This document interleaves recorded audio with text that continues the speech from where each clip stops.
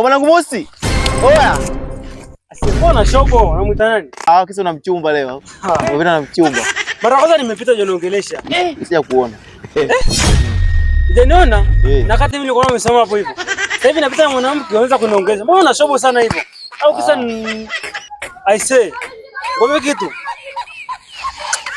Niache hata shobo. Kisa umepata mchumba, haina noma. Unataka nipige ukunga au? Utakatazwa. Sawa. Haina shida.